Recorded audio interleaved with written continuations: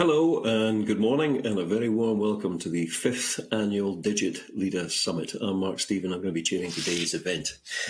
Now, I think it's fair to say that nobody involved in today is going to win a watch for spotting the fact that last year was not normal. The pandemic was hugely disruptive on all sorts of levels, professionally, personally, socially, you name it.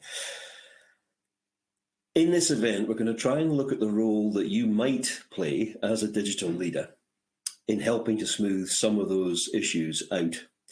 Now, we've got a cracker lineup of speakers over the next few hours. We're going to be talking about current trends, how IT and digital are evolving, the importance of good leadership, how to create a really healthy, positive culture, and what the impact of all that might potentially be. Now, I'm just going to run through some housekeeping before we actually get started properly. We have obviously transferred as much of the value from the physical events as we can into this digital sphere.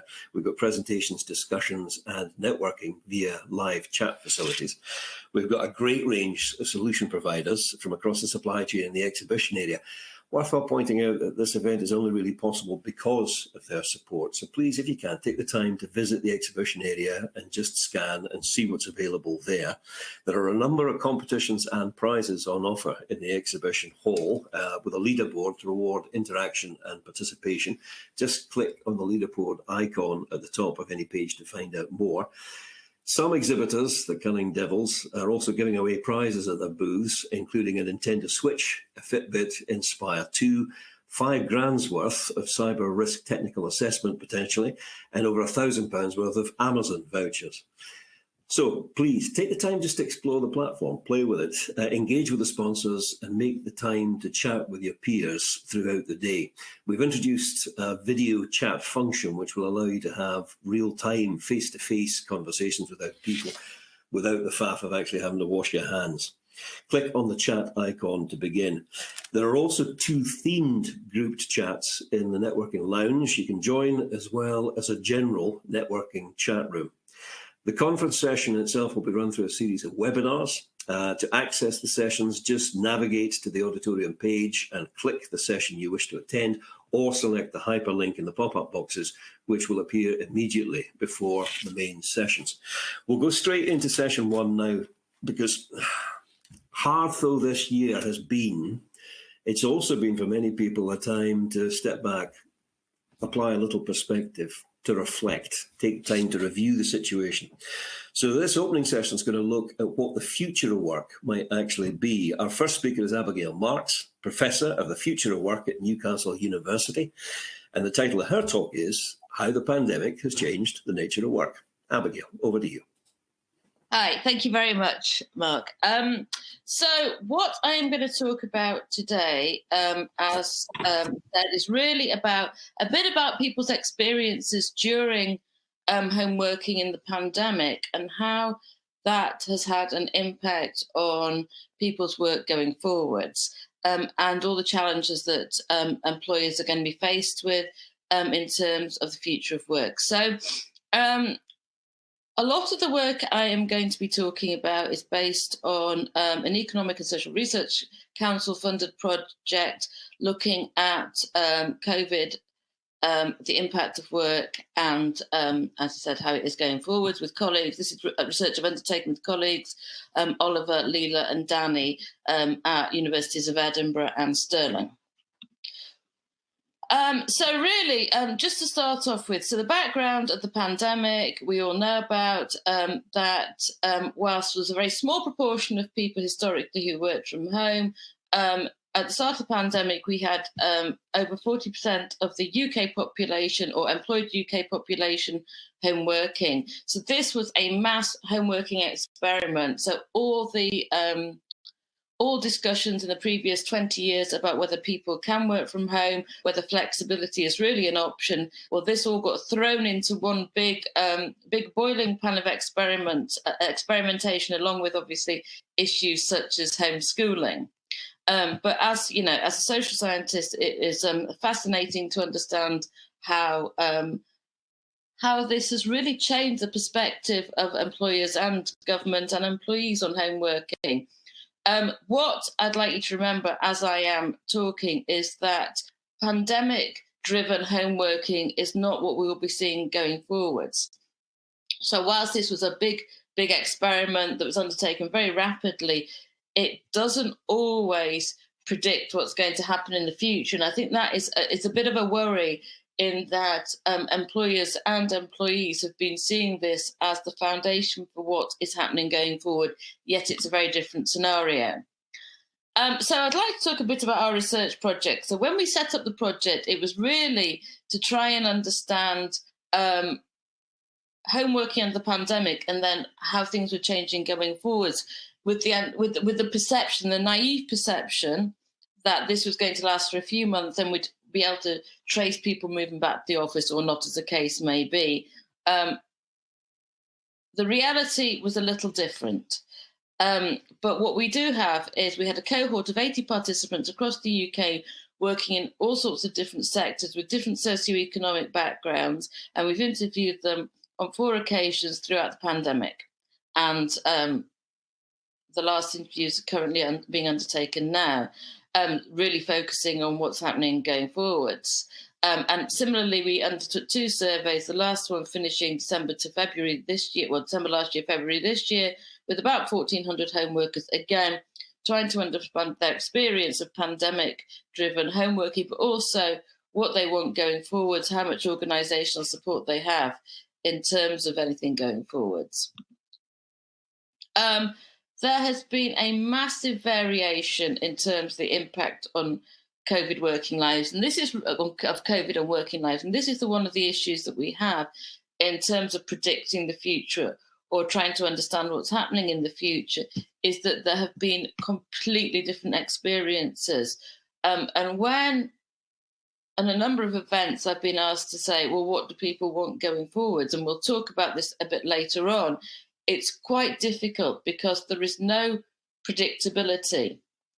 So the impact, depending on gender, age, whether people have had homeschooling experience, whether people live in an urban or rural environment, the age of the participant, it's been really quite challenging to predict what people want going forward. There are no clear patterns. So again, as I said, I'll talk about that a bit later on, but there have been very, very different impacts on people. What we do know, however, let's have a look at a few sort of highlights in terms of our findings. As you can imagine, we've had a lot of findings. We've got a lot of data, but what we have, interesting things about home office. So what we have found in terms of dedicated home office space, there's been a lot of people have had a dedicated home office space, but predominantly we have found that men, if there's 2 people working at home, the man is much more likely to have the spare bedroom or the dedicated office, whereas there is a trend suggesting that in dual employed households, that is the women that have been sitting on the office table, on the dining table, often homeschooling. Now, going forwards, if this is continuing to be the case, it means that men are going to have fewer distractions if they are the ones with the dedicated office space and you've got 2 people in the house working from home. We also found that there's a big issue in terms of how many people are living in the house relative to the size of the house. So those people who are in overcrowded households are often finding it more challenging to work at home than those in obviously larger households. And that may, again, dictate or have an impact on what people want going forwards. There's other interesting factors about how people feel about the home environment in terms of working from home. So particularly with people with quite densely populated houses, it's been a challenge for young people. It's been a challenge. So, this example from a woman working in tourism, when asked about the impact of lockdown on the home environment, she says, it's okay, it's fine. It is a bedroom, so you're sleeping in the same place as you're working in. But the other option would be to work in the living room, but I don't want to work in the living room where it's spending family time. So there's been this real conflict amongst a lot of people about the the change in the use of the domestic space. And for many people, or a number of people, that means that people have felt that they are unable to get away from work. They feel that their domestic space, their leisure space, somewhere that they sought for security and for comfort, has actually been taken over by work. And this is partly also to do with the use of IT, so that the digital technology used for work has taken over, or at least psychologically taken over the household. Other factors that have determined how people have coped with home working under COVID is the extent to which the organisation has supported them. So what we have here is about 46% here in terms of our last survey, 46% of people saying that they haven't really had sufficient support in terms of adjustment to home working environment. So that is things like a desk, an office chair. And we have found that, a significant proportion of people, well over 50%, have said that they've had musculoskeletal problems because of inappropriate home office space. And going forwards, this is something that employers are really going to have to think about. They are going to have to start being a lot more responsible for the health and safety aspects within the domestic space. And that is going to get really quite complicated. Again, we have another quote here about people finding it really difficult to differentiate their domestic space from their workspace. And this has been an ongoing theme for those people that are a bit more reticent or undecided about whether they want to continue with home working. I think one of the key things that we really need to think about going forwards in terms of home working, if this is really going to be the norm, is in terms of the work and the overburden of work.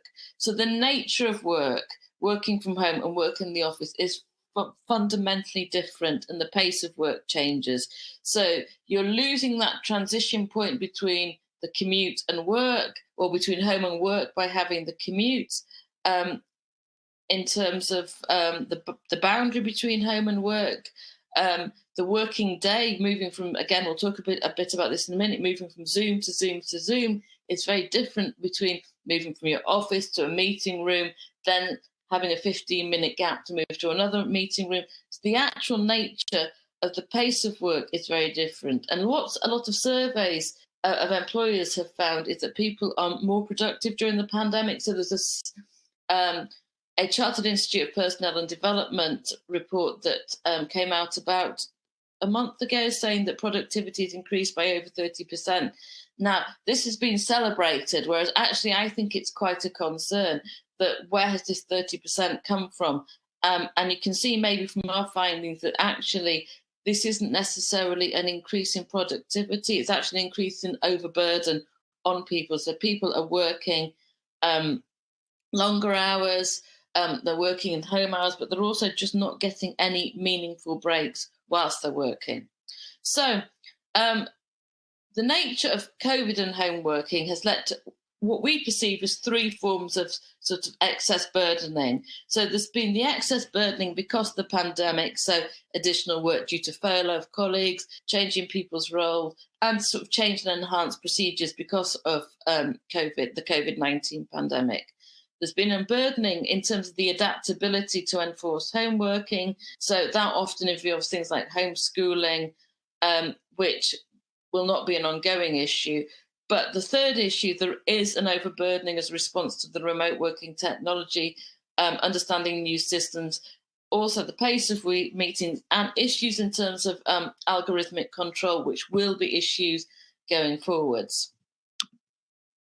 So if we look at overburdening, what we found here, this is the winter survey, so it's about 1,400 people across the UK. We found some quite worrying statistics in terms of people's mental health in terms of home working. And again, we have to note that this was in a period of lockdown and just coming out of lockdown. So people have had mitigating factors as well as working from home. But there's a worrying proportion of people that are feeling constantly under strain and feeling unhappy and depressed. And remember, this is just a home working population.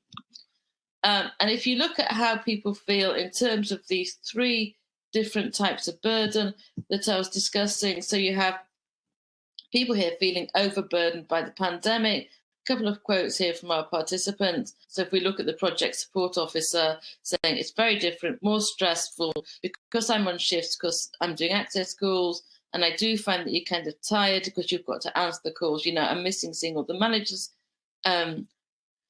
I'm thinking, right, that I'm missing like diary management, and I'm missing lots of stuff with my project job, and they've redeployed probably about 20 staff. So yeah, it's not as stimulating as my old job. So people have had very, very different changes, and particularly as it's ongoing, it seems to be getting harder and harder for people.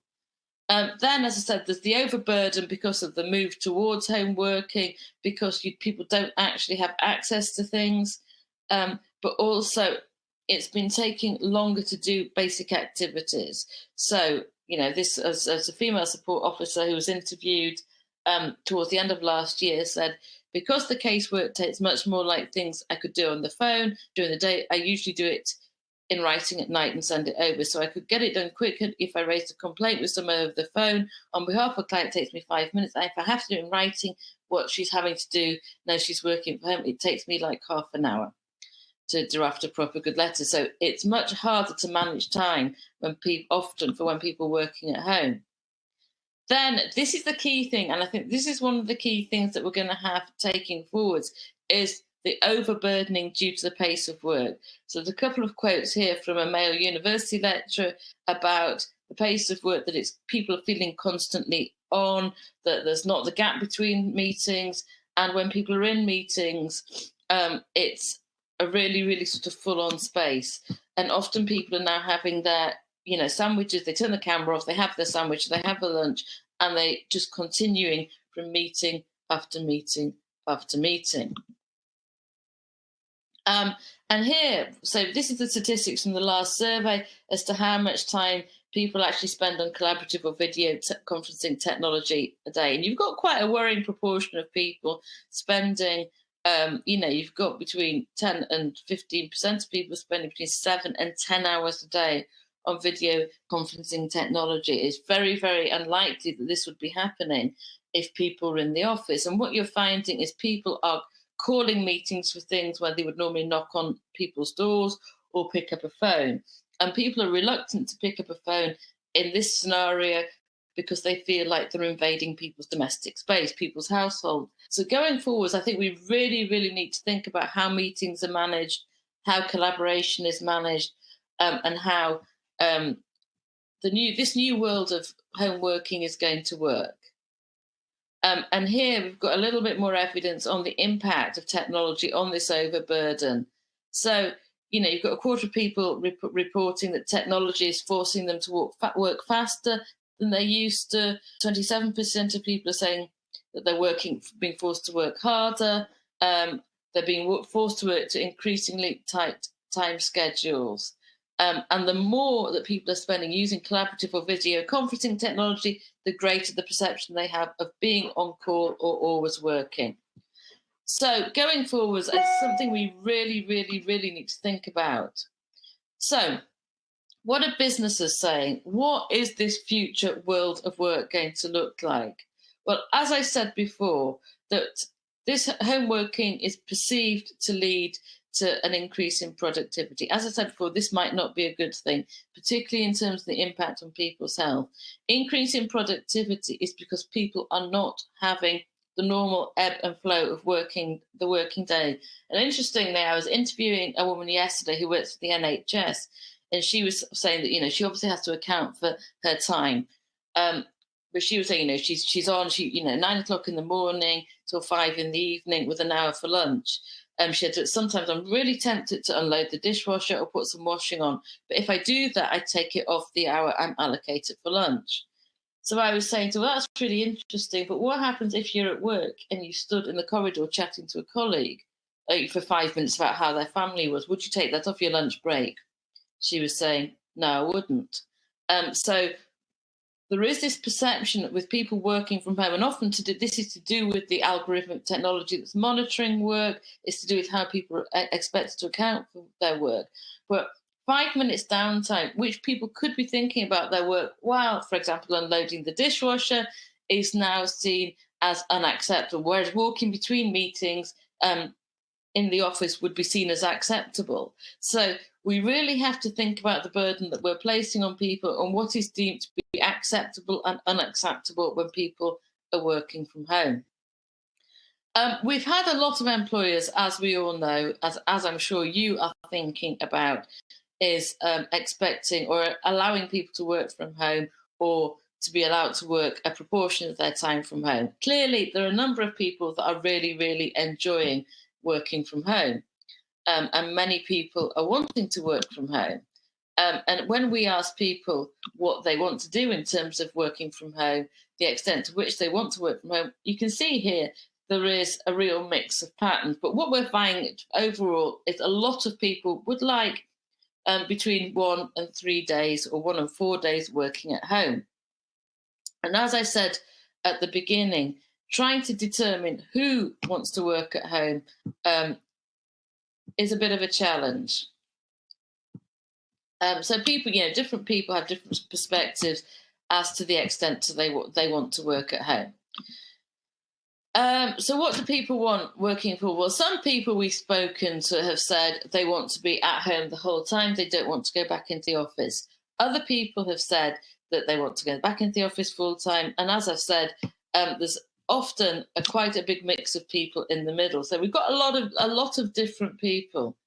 Now, the challenge that organisations are going to have quite clearly is how to manage this notion of hybrid working.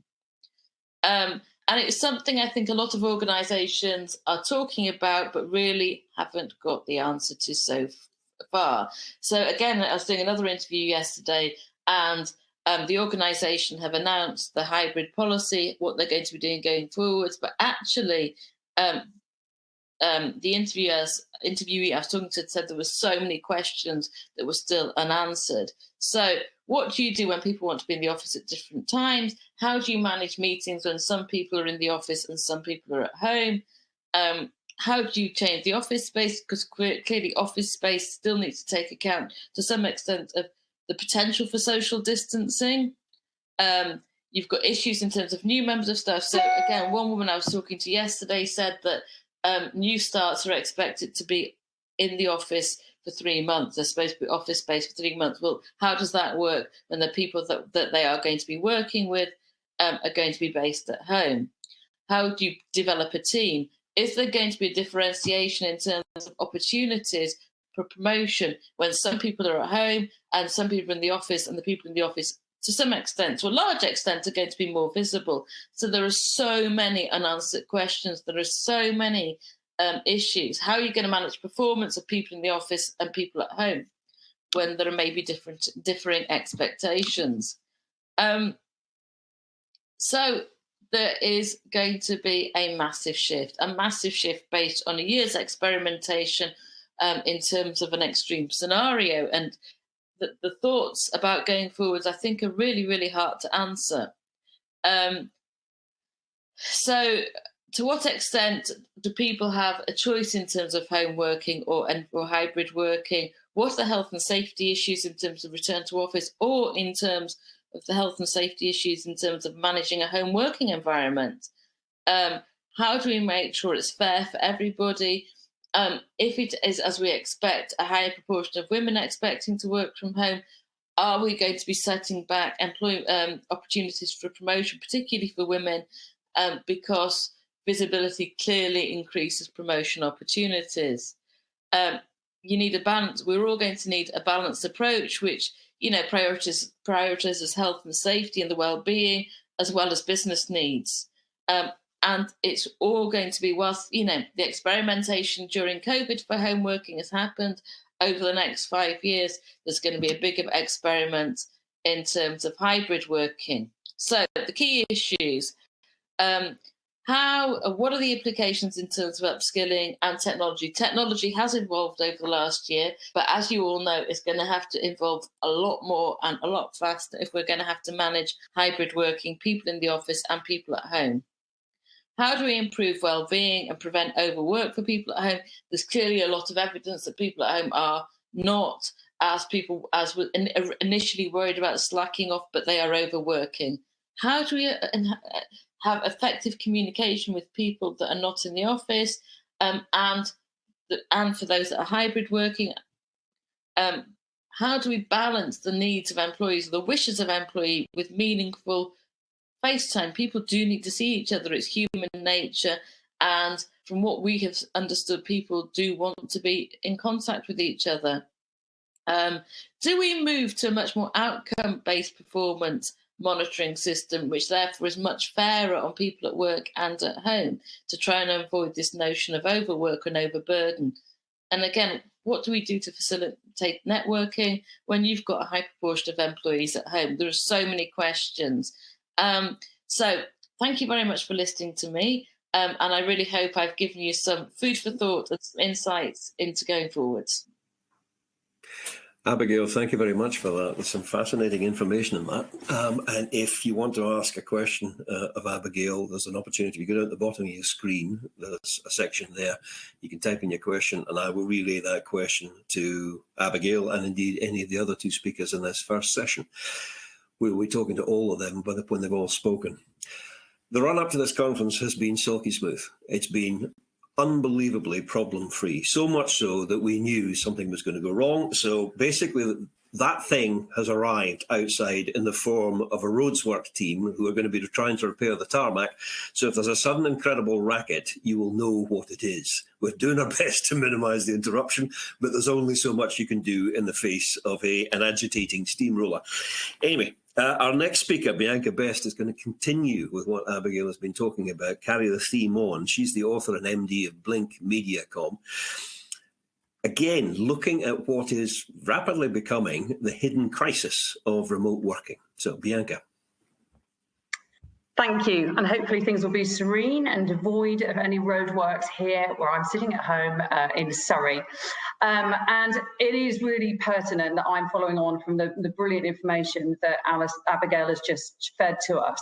I am Global Managing Director of a digital transformation consultancy within MediaCom, the world's largest media agency. So I run a large team, and I'm all about supporting the technological advancements that represent this incredible era we live in.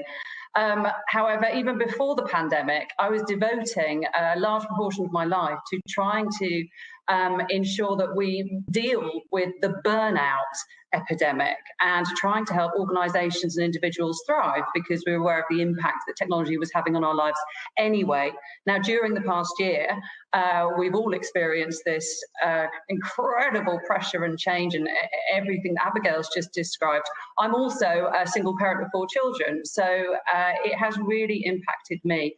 And what I want to talk about today is how we as leaders and employees really step into a place of self-control to mitigate what I really do perceive as a hidden crisis of remote working that has been pretty much unaddressed throughout the past year, but is now surfacing as something that we have to pay attention to. So conferences like this really do matter. Now, like I say, I'm all for the fact that we are in this age of acceleration and how we have seized the benefits of technology, where our lives have transformed and are transforming exponentially. How we consume the services that represent everyday life, everything has evolved, and generally life has become more efficient, and we can enjoy the benefits and the immediacy that technology has offered us. But it means that change is now a permanent constant, and learning how to adapt to that is something that we really need to take heed of. Because whilst the potential is limitless, actually we're pushing our own human potential to the brink. And we're seeing this more than ever, where we look at those statistics of overburden, everything that Abigail just covered just then.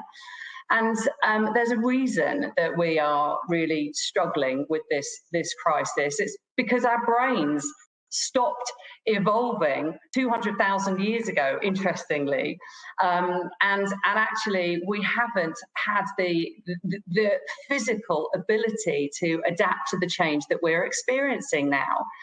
And so it really explains why in June 2019, the World Health Organization, for the first time, actually identified burnout as a global epidemic. And this is the first time that burnout had actually been categorized as a disease. And so we all started looking at this from a personal management perspective, but also from an economic perspective, because there's a real cost to burnout.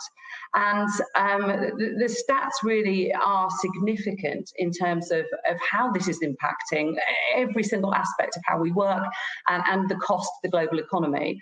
So it's estimated that it costs around $1 trillion in lost productivity due to depression and anxiety. And this has only increased with this frenetic productivity that we've accidentally almost lulled into over the past year. There's also a real cost around having disengaged employees, and that's estimated to be around $150 billion per year. And what is also interesting is if we look at our healthcare costs, there is such a high proportion of these healthcare costs that are potentially preventable. And that is really quite alarming that we're not looking to manage that, or we haven't been historically. But I think right now really does mark a moment where we absolutely need to step into this place of managing our own selves to mitigate this. So now, I just want to go back to that poignant day in March last year when the world stopped turning and we lost all of the rhythms and all of the coping mechanisms that we had put in place to help manage any potential threats of burnout and that we had previously been experiencing. The coping mechanisms we had put in place to regulate our lives, to ensure that we could be productive, that we could have impacts, that we could deliver our highest contributions without harming ourselves. Everything stopped, everything disappeared. And first of all came total shock. I'm sure we all remember where we were that first day. I mean, I live near a motorway here, and it was just deathly quiet. It literally was like the world had stopped turning. And we went through that sort of traditional cycle when there's immense change suddenly. There was absolute shock. And then there was a bit of fear as everything looked rather ominous and what is actually going to happen next. And then came panic. And then came this pace of absolute frenetic activity, which hasn't stopped. We lost our regulations, we lost our modus operandus, and I certainly look at the business orientation that I'm in, where we were looking at how we could support our clients, how we could retain our clients. We're in the business of advertising, communication, marketing. Everyone suddenly froze budgets. What was going to happen? Would there be investments? What was happened to different businesses? Who was going to survive? Who was not going to? And so we were in this frenetic period of over delivery. So from an organizational perspective, we were looking at how we could service our clients, retain partnership, reassure our clients we were still here and we would still function. And on a personal level, I'm sure everyone watching can empathise with that moment of, well, how do I manage my presenteeism now? And so we stepped into this place of visibility, and initially it was about team connectivity. Let's reassure each other we're still together despite the fact that we're remote. But then there was also that, okay, I still need to manage upwards and be visible. So lots and lots and lots and lots of activity suddenly began with endless meetings that perhaps weren't always necessary or essential, but we started to up our levels of productivity at quite a frenetic pace that actually hasn't diminished despite the fact that we're now over a year into this crisis. So I just want to talk about a study that was conducted in the 1970s that really looks at the impact between productivity levels and stress levels, because a little bit of stress is really good for us, and it does impact productivity in that it encourages us to produce more and to work harder. But there's a very delicate balance of when we start to move into a place of stress where that performance becomes unsustainable. And initially, as you're going up on that curve, you're excited, you're stimulated, you're producing work, you're invigorated by deadlines or the opportunity, the potential, and up you go and up you go, up you go. But there is a point where it becomes unsustainable and the stress levels continue, and physiologically it becomes hard to maintain, and we start to descend into what later becomes burnout. And so I want everyone to just be aware for a minute of how dangerous excessive productivity is, because this can sometimes creep up on us unconsciously, and we find ourselves exhausted and getting into bed at the end of the day and literally collapsing and wondering when we're ever going to find time to breathe. And it's because excessive productivity absolutely takes its toll. As you experience perpetual cortisol surges, what happens is eventually you start to suppress your immune function on a long-term basis. So it creates inflammation in the body, you're more susceptible to disease, and it's a very dangerous condition to be in. But also it creates all sorts of very dangerous and harmful cognitive impact. So you get a cloudy brain. You actually become less efficient because you can't concentrate, you can't think straight. And it becomes very hard to focus because you are mentally exhausted. And so it starts to build all sorts of emotional anxiety. And thus we start seeing all the statistics around depression and mental issues that it's now predicted that 1 in 4 Brits will suffer a form of mental affliction in one form or another every year. So remote working does have its positives, and I won't in any way denigrate the ability that technology has offered us in becoming efficient in certain ways. I spoke to a sales leader recently who was talking to me about the fact that he used to target himself with 10 meetings a week. And as the pandemic hit, suddenly he was able to achieve 10 meetings a day. And that was exciting initially. His commission levels were flying, but actually now he's tired and can't maintain that. In the business that I run a global team, and I have launched products in the past year at a pace that historically I never could have delivered because I would have generally flown from market to market to market, probably doing 1 or 2 markets a month. And yet I have onboarded 30 markets. In 6 months, I set up 30 markets with a new product line. And I would never have done that historically. So thank you to technology. Equally, intimacy.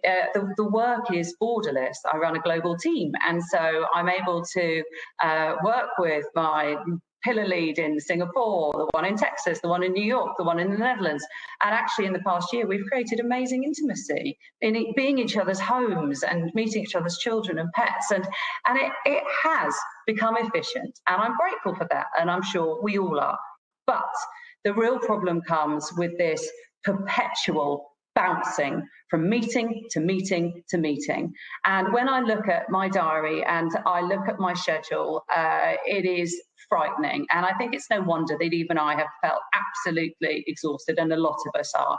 I want to give you a snapshot of my Thursday afternoon. I did a 2-hour global conference presenting a digital transformation consultancy to several hundred excos across our top markets. I then went straight from that into a 1-hour panel pre-record for a big event.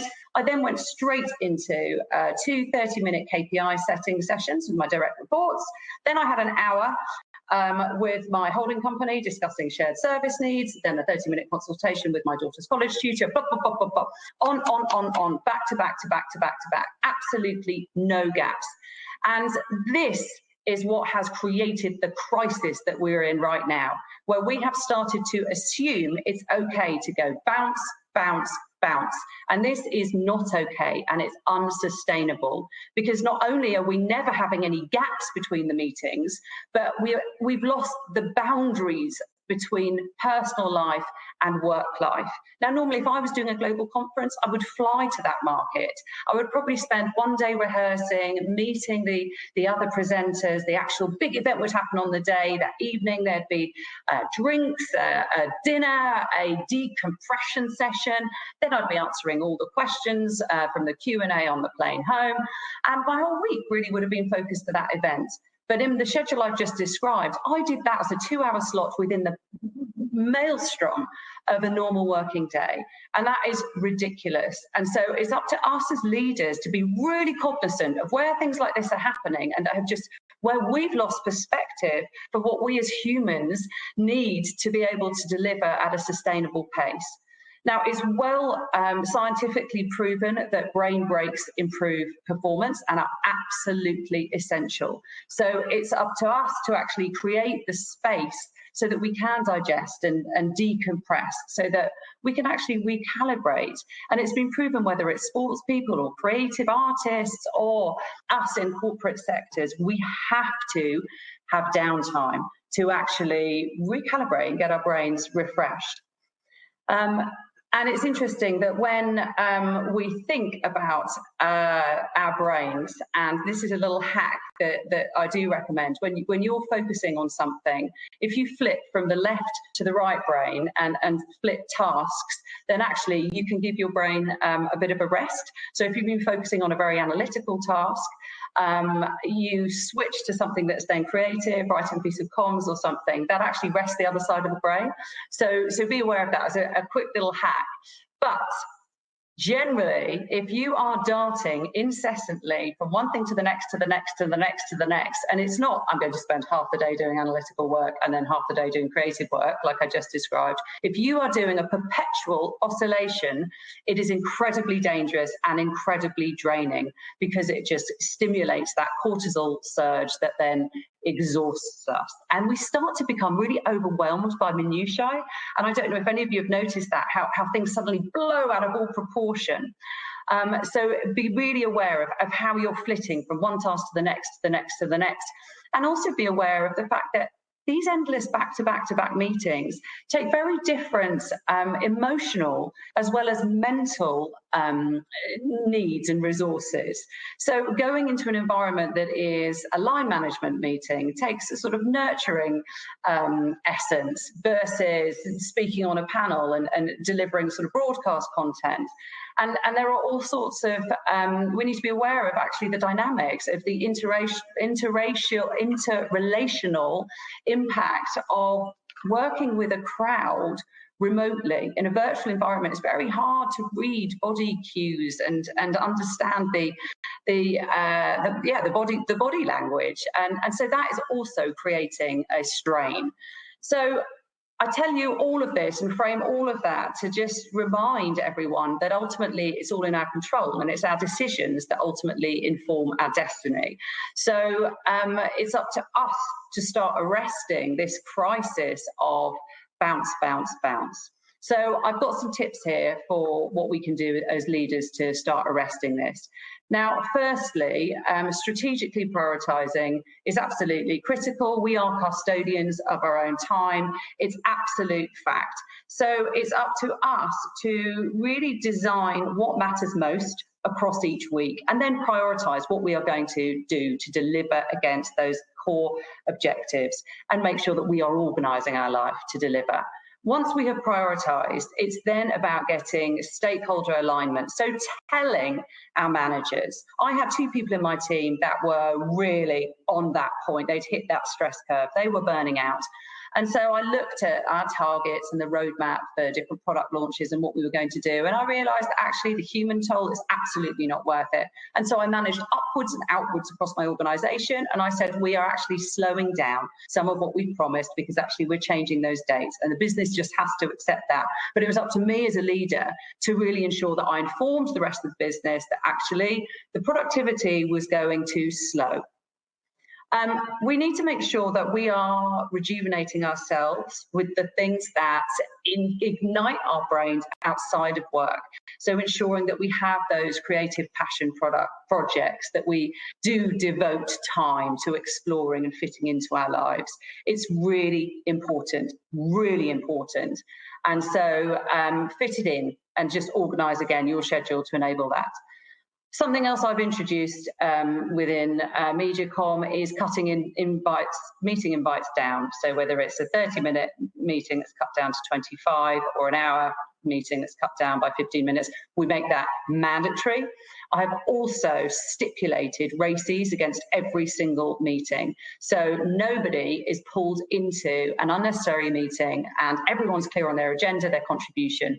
And it's really started to create space in each other's diaries, which has been really impactful positively. The other thing is, where I look at that description I gave of the conference that I fitted into the middle of a back-to-back 10-hour working day, that was my fault. I diarised that. I should have given myself the entire day free and devoted it to the conference. So as leaders, it's up to us to frame those big meetings with space either side. And I really do encourage you to take responsibility and look out for your employees that might not be managing their own time in this way, because it's incredibly important. Plan those hard stops in and really honour them. So don't take your laptop into the kitchen like I used to do when I was cooking tea with the kids and just catch up on perhaps a meeting recording and just listen. No, I segregate work from personal, and it's been something that has really worked for the family and for me. We do need to take collective responsibility. So events like this, stimulating the conversation, matter, and take this into your organisations. Be the leader, be the champion, set the example. We have to be the exemplars. If there's an opportunity to cluster focus, then do. So I will try and make sure that my Friday mornings are focused on the comms side of marketing, my messaging amplification, that sort of things. I make sure I organise my weeks that way and encourage my teams to do likewise. And I just want to end by saying the fact that we are in this new anthropological era. It's exciting, but it is daunting, but it's up to us to really take responsibility for how we enable our employees, ourselves, and our organisations to thrive. So I really want you to think about what steps will you take today. And thank you very much. I'm looking forward to answering any questions on this in the panel. If you have any questions for Bianca, just use the facility at the bottom of your screen. It's some very, very good advice and information contained within that presentation. And I think, to be honest, we're all guilty of it to a certain extent. The more capable you are, the more experienced you are, the more you feel you can take on, and almost becomes a challenge, get a slight buzz out of it. But, as has been pointed out already by both Abigail and Bianca, it's really not sustainable long term. Picking up from this, however, without a doubt, the last year has been massively disrupted. But where there is disruption, so also is there opportunity. So our next speaker, John Abel, who's a technical director from the office of the CTO at Google, is going to be exploring that. So, John. Good morning. It's fantastic being here. So today we're going to have a slightly different pivot from the two fantastic presenters that have already talked about the human aspects. We're now going to discuss some of the opportunities that are out there, but also the things we need to consider through this process. And one of the things that we're going to also debate is how do we do it successfully? So we start with, first of all, what is this talk about? It's a positive disruption and the new opportunities that you can have. Here is a picture of a tree with its reflection in the wonderful canal near where I live. And it's a nice picture of showing that actually it was taken in winter, and it's very clear it is a tree. The challenge in the world we have today, though, is disruption is probably not so clear. But we need to start with the basics of how do we do it. And the first thing that I always discuss with customers, with inside engineering, with inside the line of business I work, with inside Google Cloud, and in a technical group, the one that we need to focus on, first of all, is the culture. Culture is probably our biggest unseen power. It's also the way that we ourselves can be disrupted within, and it's the way that we can disrupt outside. When we reflect on the culture of any organization, it's the unwritten culture that's the most powerfulest. And the customers that I work with, even from an engineering point of view, I always say it's people, process, and technology. It's not just technology. And I think in this era, the people aspect is more critical than ever, as you've been hearing this morning already. It's also fundamentally the people that are going to make the solutions. are going to make the opportunities come to life. The technology is the what and the how, and the why is going to come through what you do. But what we know today is many industries are getting disrupted by the unknown disruptor. Who is the unknown disruptor? Well, typically they're not from in your industry. We're seeing unknown disruptors happening the whole time at the moment because new opportunities are coming as we move into this digital world.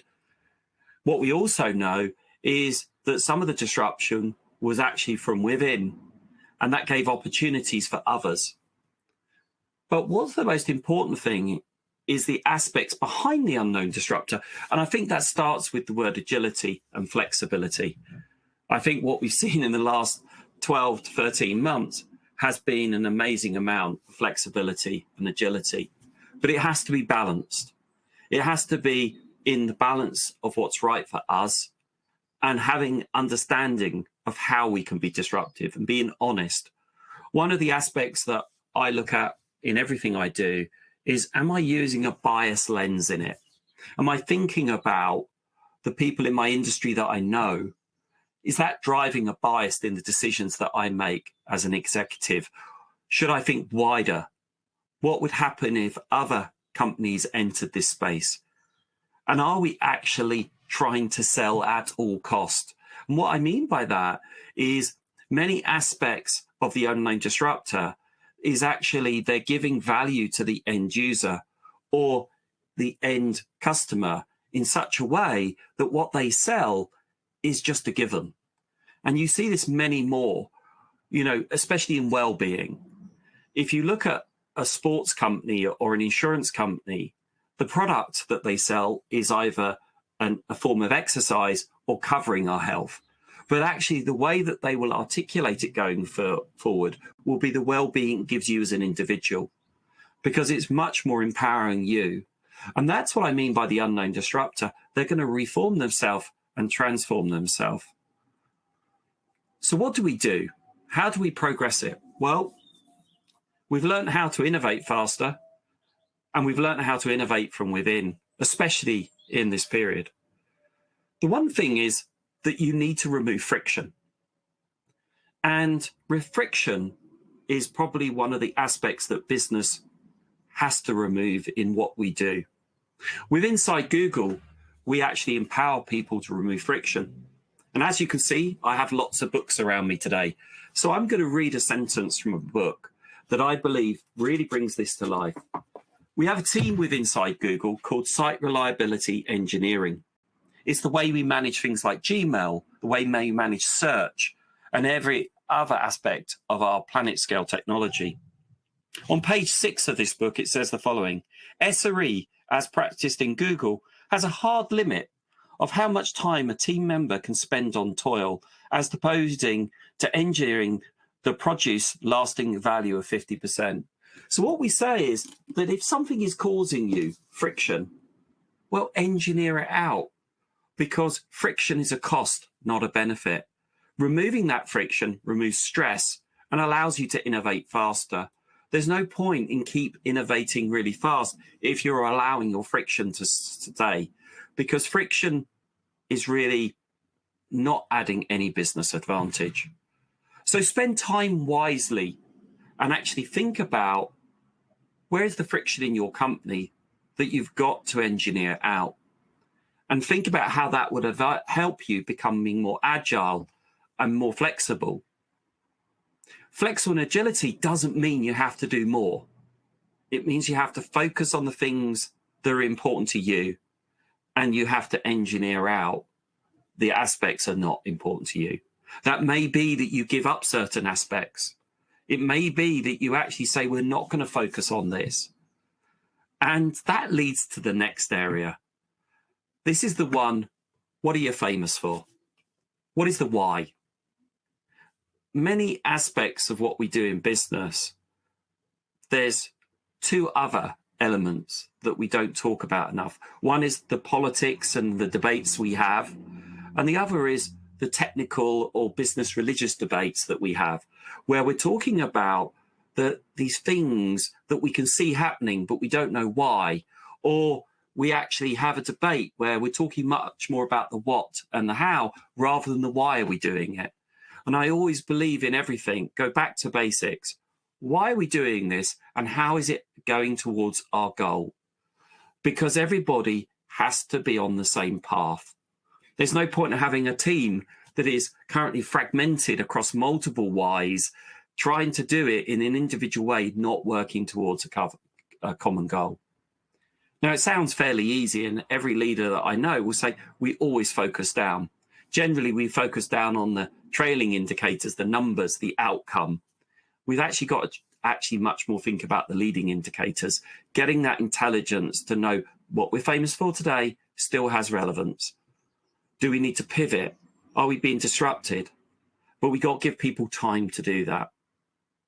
The other important aspect that's happening in the world today is diversity. There's diversity we can see in the way of gender or race, and there's diversity of mind. If we go back in time, a very dear friend of mine called A.D. McCormack wrote a book called Biz 4.0, and he talked about that we've been brought up in the industrial era, which means everything is actually going through a process, and it goes through an industrialized process. We all go through the same education, we all come out and hopefully have good results from our education, and then we go into the workplace and we have a career. What we have seen is that diversity of mind and the way we think about problems is also needs to be enriched in every business.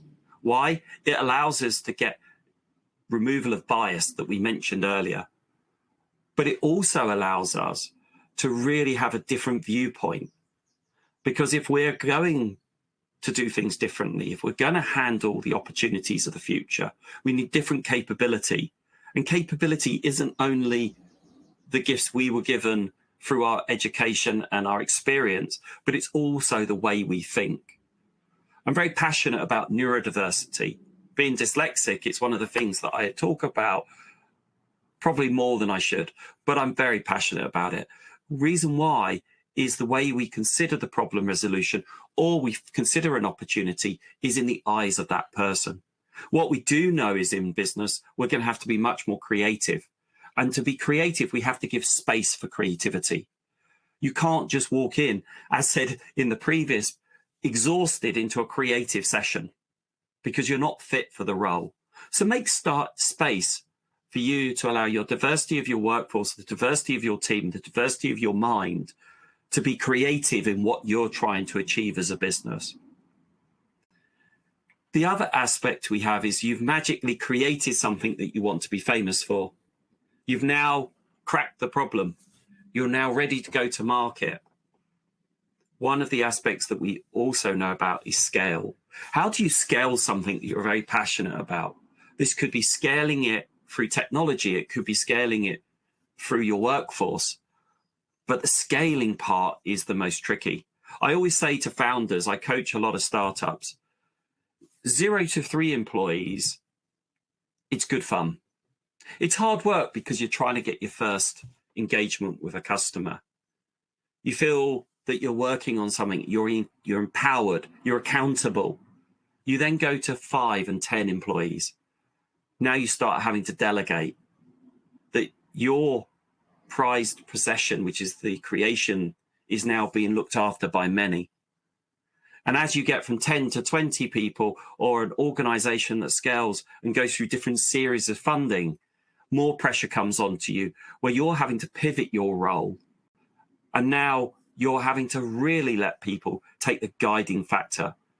And you're hiring people because they're giving you advice and guidance. All of these challenges you have in any company that's created, and no difference is for any product that you create. But your ability as a human to adapt to this and know that actually to scale it, I might need help. I might have to pivot. I might have to change my role. Well, that's okay. But remember, don't lose what you're famous for. The other aspect we don't do enough of is back to the tree. This is another tree on the same canal. And it's a beautiful picture of a reflection of the tree in the canal. Every morning I start quite early. I generally like the mornings to think about not only the day ahead, but also how I reflect on the things that I need to do or the things that might have happened. These moments might be one of a challenge or a pressure point. It could be one where I need to think about solutionizing in a different way. It could be the way that actually I just fell out with someone. We got to spend time and reflect. Giving time for reflection is so important. In the busy worlds we have is no different to the busy companies we have. If you really want to find that opportunity and disrupt and create an opportunity in the future, you've got to reflect on it. Now, some people say, you know, well, a number of founders that have had success and failure are going to be the most successful founders because they know how to, you know, take apart something they've been very precious about and let it go. Well, that's one angle, but reflection is also another critical angle. What worked? What didn't work? How could I do it better? Did I use a bias lens? Did I introduce data points? Did I have the best way of collaborating? It's really important that we do that. The best innovation comes from within organizations. When an employee feels that they can reflect and raise to a senior executive an opportunity, inside Google, we have a team called Area 120. And Area 120 allows us to innovate and create startups within inside Google. It means that if I come up with an idea, I can actually create a business plan and create a startup within inside. Many of our successful solutions that you use today came through that process because you're empowering people to take the option to allow you to reflect with them and make sure that if they've got an idea, give them a stage to present it. Because many aspects of friction, many aspects of opportunity, people from within your business have already seen it. And the executives and the leaders that allow that time to reflect and also discuss are the leaders that are having an open culture. And it's hard because in every market that I work in, that actually the most successful companies are the ones where the executive realize they have to change. And I'll tell you a story about one to finish on. I work with a fantastic company called Brit Insurance, 200-year-old underwriter in London. In 2020, in January, we had an ideation session on what could be a digital broker platform because they could see that the corporate underwriting was going to change and was going to be different going forward. It was going to be more digitally enabled. We've focused on the why. Why and what do we want to be famous for? What we want to be famous for is removing friction of paper movement. What we want to be famous for is speed of decisions for underwriting. And what we want to be famous for is giving customers the best service.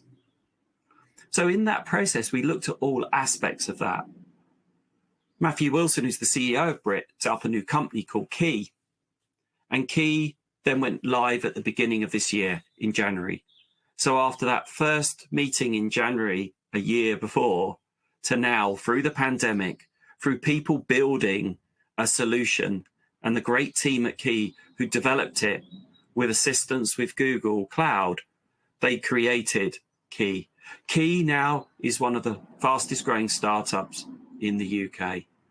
And actually, the way it was done by the people that were willing to have space to reflect on how they change as an organization, and more importantly, allowing them to have space to actually work on the solutions, to allow them to focus on the why, and the what and the how will come. So in this small journey of what we've covered today, we talked about from the start of how to embrace the culture, how to spot the unknown disruptor, how to innovate and innovate from within, allow your team to clearly innovate when they need to and how they need to. Define what you're famous for and communicate, communicate, and communicate. I always say to every team, I have to communicate between 7 and 8 times to get everybody in the org to know John's serious about this. Don't think it's just sending one email and that's it, the job is done. It's about communicating it in context. Make sure you have a diverse mindset as well as diversity in all aspects of your business. Make sure you think about how you scale and allow space for that reflection. So on that, we're going to finish right on time, and I'll pass it back to Mark. Thank you for listening. John, thank you very much for that. Again, plenty to consider within that presentation. If you have a question for any of our first three speakers, Abigail, Bianca or John, use the facility at the bottom of the screen. People already have been so far. This question's come in from William Gemmell. If I could just have the three speakers back up again. It's an interesting point. This is the theme has been changing work to support virtual working to support business goals and how this may continue in the years to come. Now, this may be a change, says William, most of us can accommodate, but what about staff who may be less able, perhaps with dyslexia, as John highlighted? How can virtual channels leave no one behind? Who wants to take that for a start?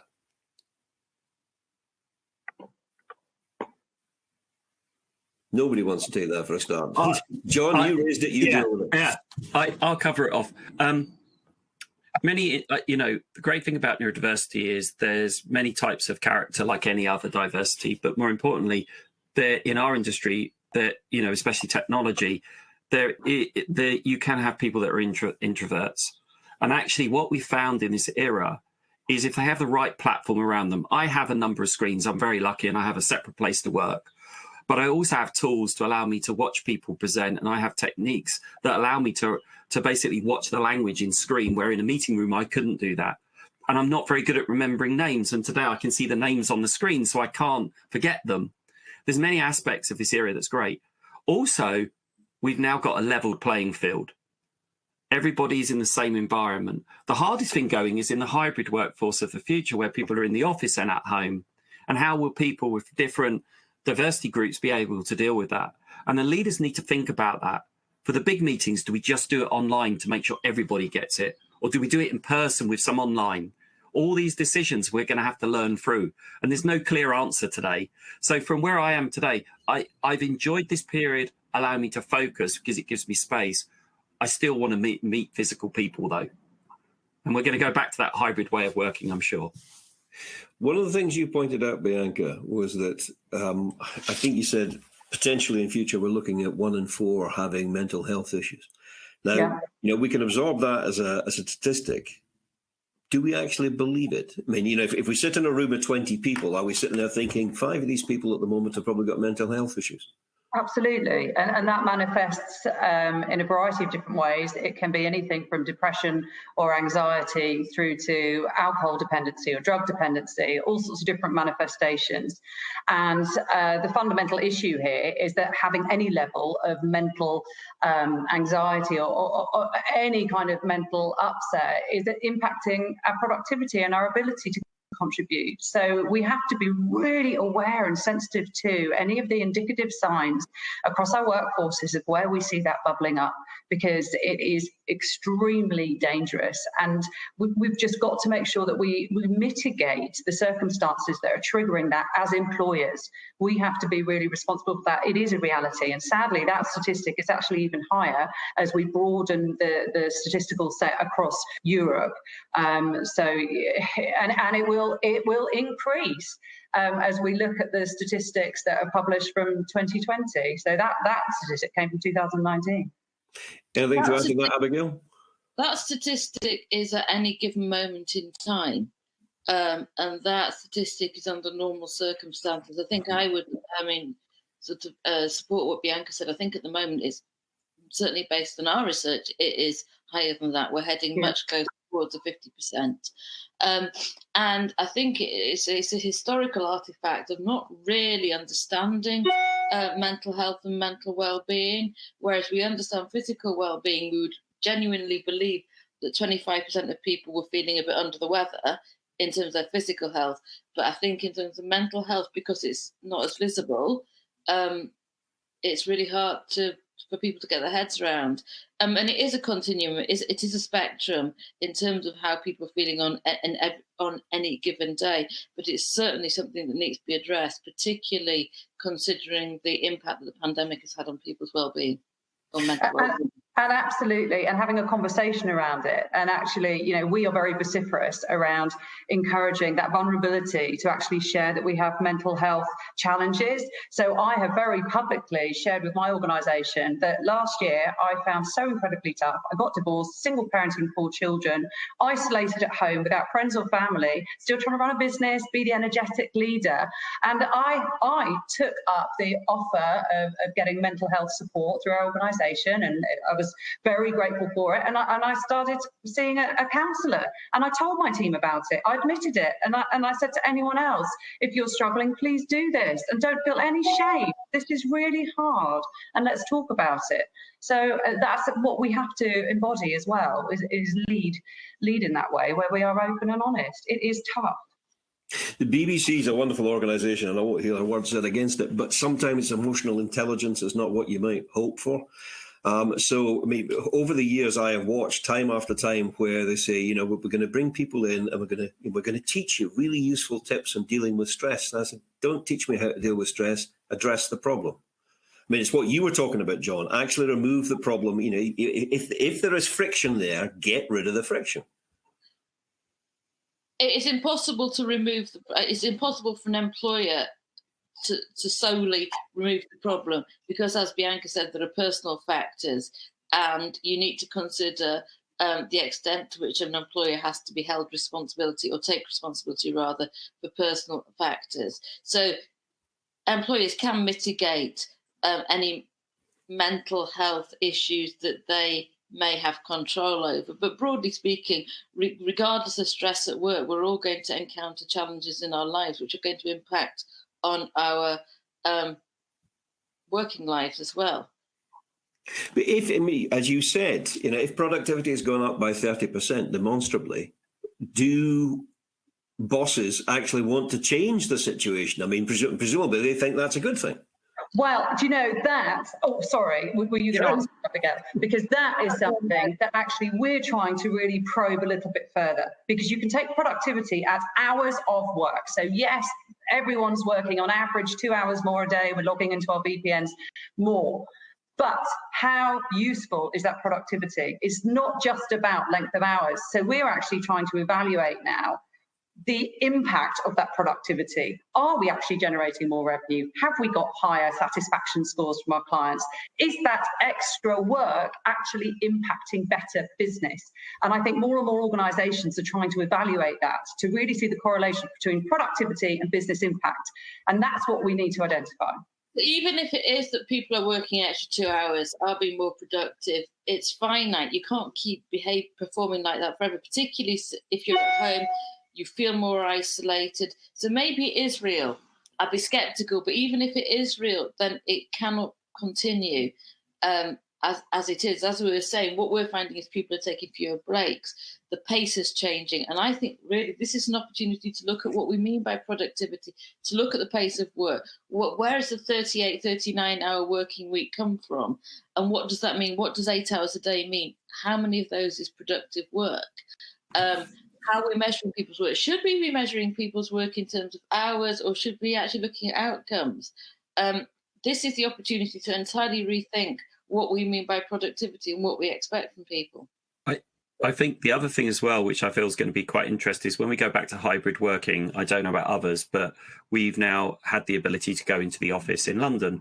I now have to actually book travel time, where before I didn't have to book travel time because everybody knew we sort of went into the office. You didn't schedule meetings before probably 8:30 or 9. You travel in. Now you're having to put time in the diary and have to be religious about protecting that time, because you don't want to do work on public transport. It's, you know, the amount of times you've been on trains, a lot of discussions I have in engineering are sensitive. I have to be either in a work or I have to be at home.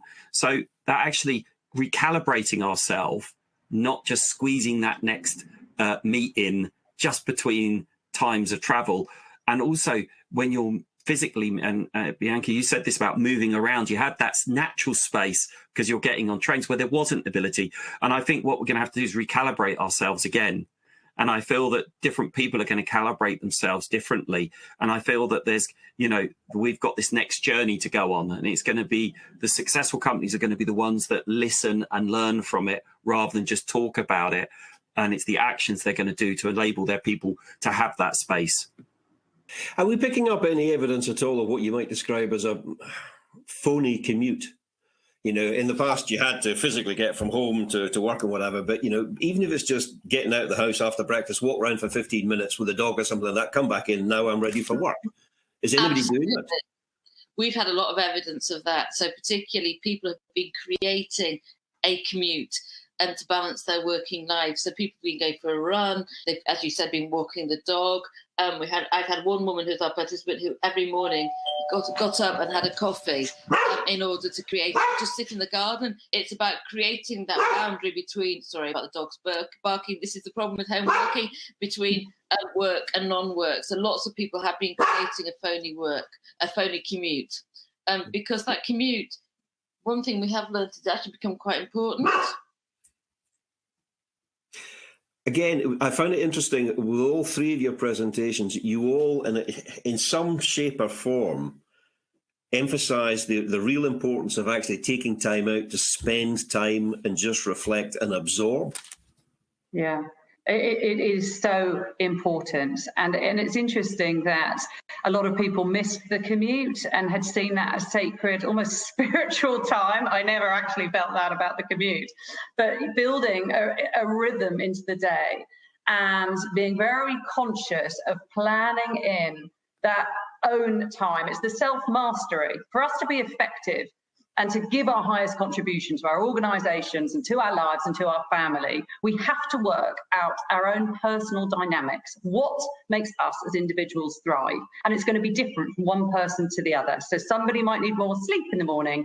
I might need to do a run in the morning, or I might want to make pancakes in the morning. Whatever it is that enables me to thrive, it's up to me to understand what that is, recognise it, and organise my life to fit in time to deliver that. And this is the thing, we need to empower our employees to be aware of that and to build their lives around and to not to be reactive. And we need to make sure that we set realistic expectations around those outcomes that are required as part of any work agenda. And like I said in my presentation I managed my leaders and said, no, I'm not going to deliver to that deadline, actually, because I've recognised the human impact of that is detrimental. So no, we're going to delay by a couple of months. So it's taking responsibility personally and organisationally. Is everybody, John, you reckon, strong enough and capable enough to actually say, no, I'm not doing that? You know, I need to restrict myself to this. Yeah, you raise a good problem. Everybody's going through a different experience of this because of what's happening in either their personal life, in their work life. And I feel, you know, one of the rules I have is a simple rule. I have a laptop that's a work laptop that I'm talking on now. When I finish the day, I shut the laptop down and I don't open it until tomorrow. And that is and my boss knows that. My team know that. Everybody knows that. John does not take his laptop into the house. I work in a little office outside. I'm very lucky. I know I'm very lucky. Not many people are. But even if I was in the house, I would not open that laptop up. The minute I do that, I don't take my phone. My work phone stays in the drawer as well. Excellent. Which is, by the way, super daunting, especially for Bianca. I can guess you're going to get those calls. If I know that we're at end of a cycle of launching a product or something, then I will calibrate. That's part of my work day to have my phone on. But my normal day isn't like that. And it doesn't need to be like that. And I feel that what it does mean is when I am working, I'm focused on the job. But when I'm not, I don't have to worry about the other aspects. And I think, you know, if you're open about it, just like Bianca said at the start, then you will be able to deal with that. If you don't, then you're just going to be working 24/7. Yeah, I think we need to recognise that people have different situations. People have different ways of balancing. So I work. I have a load of parents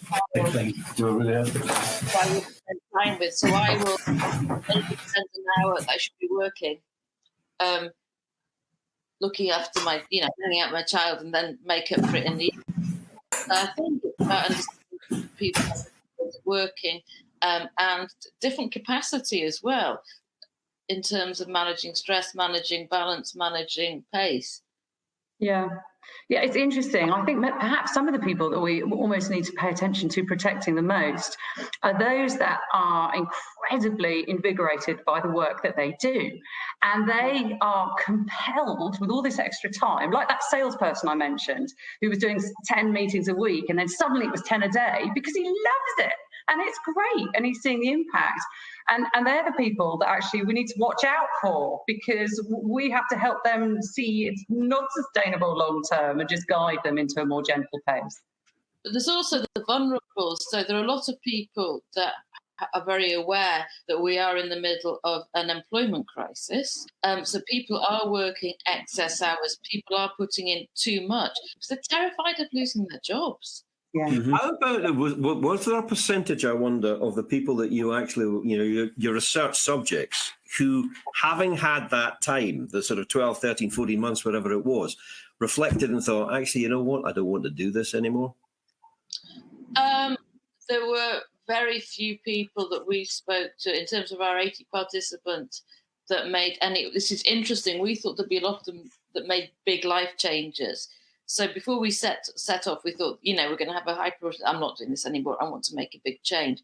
Very few did that. And I think part of that is because we are in a fragile situation where nobody knows the future. So nobody feels driven to have a big change when they don't know where the next pay packet is coming from. They don't know what opportunities are out there. So I think whilst we all have had everybody to some extent had a bit of trauma recently, this hasn't led to the big individual shifts that you'd expect because of the external insecurity and vulnerability that we're all confronting. Not a complaint as such. A comment has come in from Kelly Friel from the Clydesdale Bank saying, now my dog is barking. So your dog is obviously set off her dog. But she then goes on to add, and this, ask psychiatrists or psychologists this, face-to-face conversation, and we're having a chat. If you break down the sort of component parts of face-to-face conversation, it's 55% body language, roughly 38% tone, and about 7% words, in terms of the significance we get out of things. That doesn't work terribly well when you're doing stuff online, Bianca. So how do you solve the lack of, just the fuzziness of the body language, for example? Yeah, well, it is, and that contributes to the mental drain, because you're trying to work harder to actually interpret the cues of who you're liaising with. And I read one study that was talking about when we're having a one-to-one video call, the spatial distance between two people is very unnatural to if you were in a real life environment. So that is absolutely creating another strain, because you're too close, we're in each other's faces, and the ratio of the eye size is actually bigger and excessive. And so that creates a drain and a burden. But in terms of creating intimacy, I still believe that is possible. It's not the same as when you're physically together, but it is possible to build depth of relationships and to have the rapport. And I've definitely experienced that over the past year. But I try to kind of mix it up so that sometimes it'll just be audio, and I'll say to someone, go and sit in the garden and let's just have a chat on the phone and let's speak that way. So we're connected. But one thing I do want to point out, I think at the beginning of the pandemic, we all jumped into this. We need to maintain connectivity. We need to feel like we're part of a cohesive tribe working towards the business purpose, and we're all connected, and it's all right, we're not isolated. And so we put in daily stand-up, so 15 minutes, connecting with the team, chat. And actually, that started to become burdensome because it was another meeting and it was just another thing to do. And so we had to consciously talk about it, discuss it, and say, do we need these or can we just lessen it? And so we have lessened it, but it's making sure that we're all there for each other as we need to be there for each other. And, looking forward now to seeing each other physically and just shifting into this new era. And actually, we are going to be appraising how each team adapts to returning to the office and we're all looking at different models. So because I work in a global team, it's different to a UK-based team. Do we need to be in the office several days a week? Actually, we have early morning calls with Singapore, late night calls with New York, and it's not really efficient, but we do want that connectivity. So we're going to trial doing a day a week in the office together for those of us that are based in London. But then at the end of the year, MediaCom have said what we'll do is we are going to review every single team take all the learnings, all the feedback, what has worked and what hasn't worked. And on December the 31st, we will sit down, have a data set that we can then appraise as we look at, well, what is the roadmap for this long-term hybrid working world? What does that look like? So at the moment, we are in experimentation mode, and we will be till the end of the year, which I think is the best that we can do, really.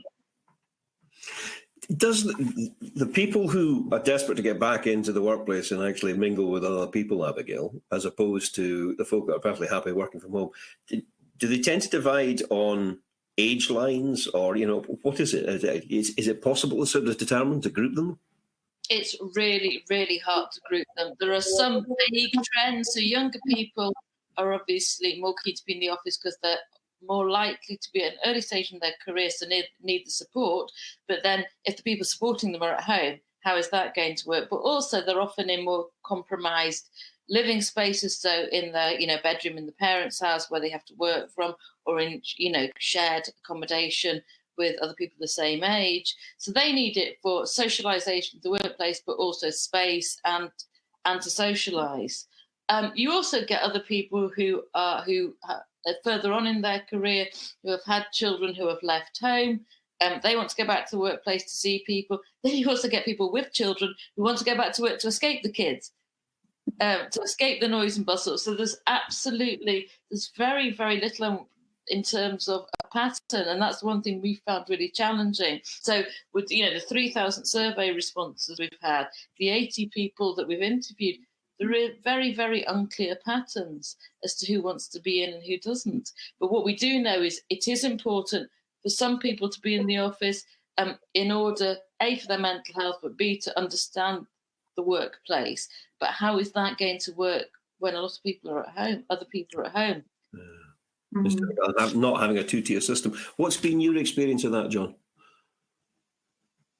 Yeah, it's really weird. I'm with Abigail. I have not seen a standard pattern. I'll give you an example. I mentor some early in career, quite a lot of early in career. And there's like one set would like to go back to the office, socialise. Another set saying, I've managed to buy my first house because I'm not actually living in London anymore. And I didn't believe that would come so early. And now they're starting to think, well, I've now got to travel. How do I do that when the season tickets are so expensive? And now, so I don't think there's going to be any clear patterns. One thing I do know is that, again, the companies that you will see are successful are listening to their employees. And as long as they're doing the outcome that the company needs, then the flexibility needs to be given to the employee. And I think that's a different mindset to what we've had in the past, of that a lot of executives would say, if I see them, I know they're working hard. Where now we say, well, actually, we've all had to work in a remote environment. Are we having the right outcome behaviour for the company? And if that's so, then that's right for the individual to work like that. And it's going to be that aspect where I feel that senior leaders need to keep that carry on, because I personally have no idea what I'm going to feel like when I'm commuting again. And that may be trigger points for people in their careers to do things differently. We've never been in this situation before, Bianca. I mean, this is terra incognita. So our organisations, things like human resources, actually equipped at the moment to make intelligent decisions about this? I mean, where are they getting the information on to base those decisions? Yeah, I mean, it absolutely is unknown territory. And actually, if we think about learning organisations, are the organisations that thrive, and think about how do you create more value. So assume we're not in a pandemic. Let's think about how do we become high-functioning organisations. It is about the collaboration, the connectivity, the dynamism of teams coming together, connecting, speaking, collaborating, having that dialogue and the discussions that enable new value to be created perpetually. And that happens when you come together. So the difference of actually being separate and isolated, not having the corridor chats or not having the open discussion is naturally, but everything becoming formulaic and structured, I think is potentially inhibiting our growth as organisations. It's definitely something that I'm thinking about as I look at what what do I want from my teams going forward? Because yes, John, to your point, we have to listen to the people in our organisations and listen to what is right for them and really respect individual circumstances.